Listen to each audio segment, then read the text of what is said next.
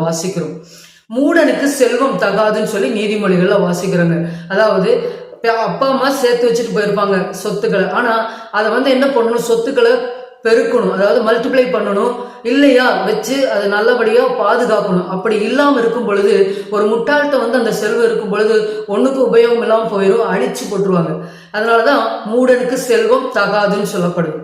அடுத்தது பாத்தீங்கன்னா விபச்சாரம் செய்தல் தகாது வேதத்துல வாசிக்கிறோம். நம்முடைய வாழ்க்கை பரிசுத்தமான வாழ்க்கை வாழணும்.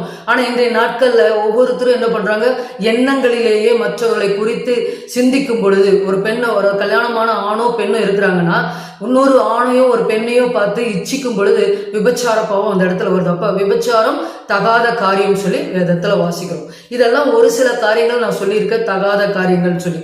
அப்ப நம்முடைய வாழ்க்கையில தகாத காரியங்கள் எதுவாக இருந்தாலும் ஆண்டவருடைய சமூகத்தில் ஒப்பு கொடுத்து, ஆண்டவரை இந்த பொருத்தமில்லாத காரியங்கள், இந்த தேவையில்லாத காரியங்களை எங்களை விட்டு அகற்றுங்கன்னு சொல்லி நம்ம ஒப்பு கொடுக்கணுங்க. தகாதுக்கு